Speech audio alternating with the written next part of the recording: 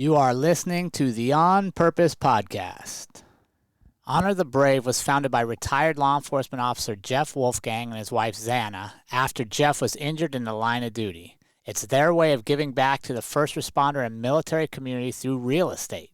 If you're a military or first responder, past or present, buying or selling a home, Honor the Brave connects you with trusted realtors nationwide and gives back through their Brave benefits. You receive an amount equivalent to 10% of your agent's commission as a thank you. An additional 5% goes to a charity you choose impacting first responders or military families, and you'll receive a handmade wooden flag honoring your service. Visit honorthebrave.com. We've got your six. What's up, everybody? Welcome to this week's edition of the On Purpose podcast, where you know it's our privilege and our pleasure to be here with you, to get you thinking, get you reflecting, maybe even changing your behaviors a little bit. And this week is an episode I've been thinking about for a while, and I've had this discussion with different groups of leaders I've been able to talk with and just individuals in general. And it's something that honestly drives me nuts. And that is the concept of fair and equal being the same thing. Fair and equal being the same thing. And here's my question for you. Is treating everyone equally actually fair? And how do we confuse the terms equal and fairness in our leadership, in our daily lives, and our relationships? Right? And I want to kind of go talk about that. And here's something that comes to mind is, say I have $100 and I have two people that are doing something for me, are supposed to do something for me. And of those two people, one excels and goes above and beyond, does everything and does it top notch and high quality. And I don't even have to double check it. Like, it's perfect. The other one cuts corners. I have to watch them constantly. I have to pay attention to everything they're doing. Yet, if I want to treat them equal, that $100 goes 50-50. But what have I done to the person that actually cared about the performance? What have I done to the person that actually gave more? Did I diminish their ability to do that again? Did I challenge them to say, okay, well, maybe I won't work as hard because this person over here did way less than me and got the exact same reward? Right? See, that's equal, but is that fair?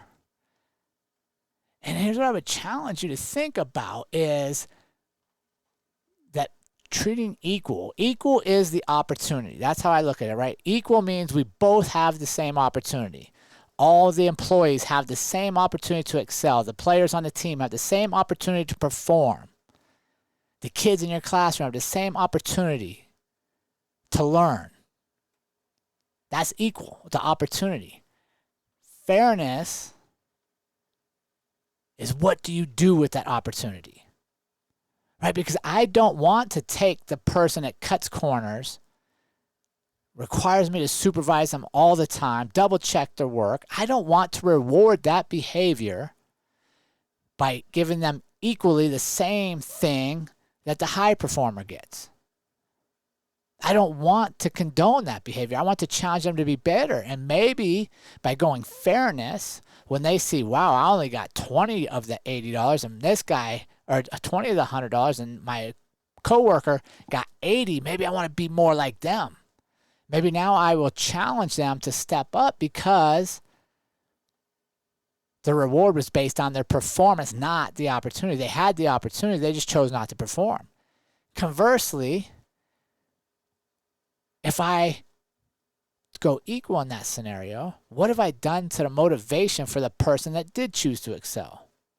Well, hopefully they're intrinsically motivated, meaning inside, and they'll continue to do that despite wondering why this person over here is getting paid the exact same I am, or why the reward is exactly the same for less effort. But I bet more than likely, a lot of times what you'll see is their performance starts to diminish because now the standard is not theirs. The standard is what you accepted, which is the lowest common denominator. Or what you'll see in a lot of today's workplaces is they're going to go find a new place to work. They're going to go find a new employer that rewards them for being them and for going above and beyond. It does not treat them the exact same as the person that didn't perform. right? And that could be a gray line or a slippery slope. People are like, oh, well, you can't, if you don't treat everybody equal, that's some form of discrimination. And I'm saying, no, that's not what I'm saying at all.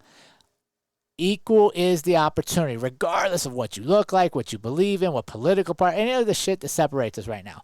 Equal just means you get a chance.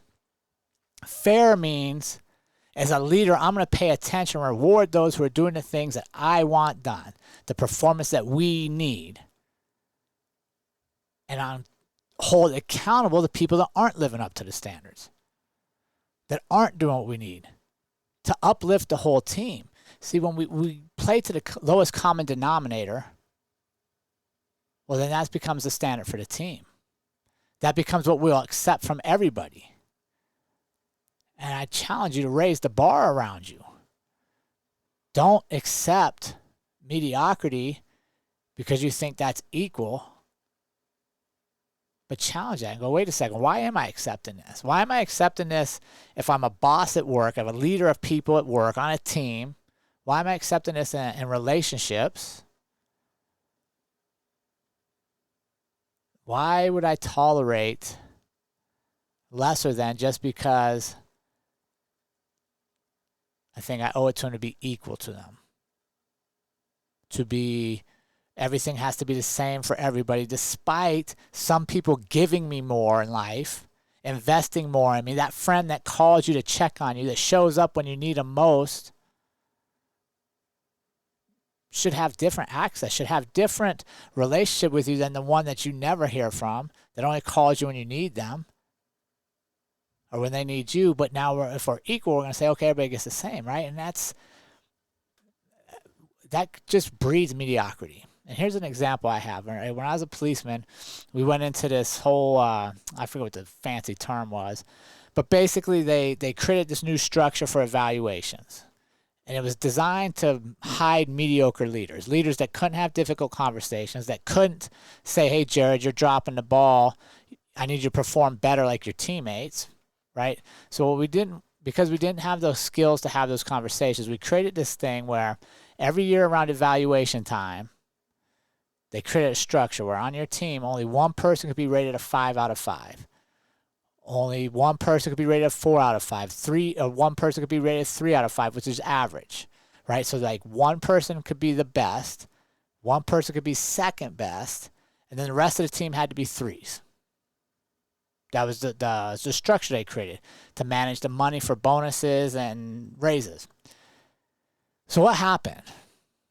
What happened, right? So if you're going to be evaluated, but they've already created this structure, this artificial structure that says no matter what you're doing, no matter how good all of you on the team are, only one of you is going to be rated exceptional, one of you is going to be rated good, and everybody else just has to be meeting needs or meeting standards or acceptable, whatever you want to call it, because we've got to manage the resource of what we're going to pay out.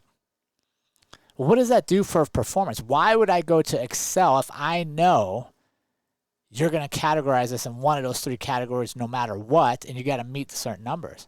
So what would happen? We'd come in for our reviews, and literally our boss would start with, well, guys, I can only give one of you a 5, so this year, Jerrod, I'm going to give it to you, because the 5 came with, say, a 3% bonus. And, well, now, number 2 here, you're going to get the 4, which comes with a 2% bonus. And, well, it's your turn this year to get a 3, so you're going to get a 1% pay raise. But then next year, we're going to switch it. So what's that tell you? It has nothing to do with how I'm actually performing. It has all to do with what you're managing. You're trying to be equal to give everybody the best raise once every 3 or 4 years, whatever your team size was. But in the meantime, that equality of trying to manage that thing, how unfair is that if somebody is truly exceptional, if somebody is truly exceeding your needs, meeting the demands, going above and beyond, but because of an artificial thing to be equal, you're going to say I'm average for the year. Do I really want to perform? Do I really want to stay working here if that's the reward, right? If that's what I'm going to get out of going above and beyond is to say, well, it's just not your turn to be exceptional. We're going to give you average so that the person next to you who you're like, man, I'm working circles around this person, now gets to be exceptional. Right, and that's one of the things for me that always drove me crazy, is that was designed to try to be equal, right? To give everybody everybody gets to be a 5 at some point, but that's not the truth. We're not always going to be 5s. Not everybody's going to be the best in their field. So if I don't reward them, the ones that are truly doing that, if I don't reward them, I'm diminishing what they're doing, the impact, right? And people could say, well, you got to rotate that around and stuff. I don't. I think you got to have good leaders. And as good leaders, that means we have difficult conversations. And we pull people in to say, hey, you're not carrying the load. You're not doing what you're supposed to do. This whole idea of being everything's equal, to me, is a scapegoat for poor leadership, for people that don't want to have difficult conversations. To say, hey, Jerrod, you're not pulling your end of the deal here. We need to step it up.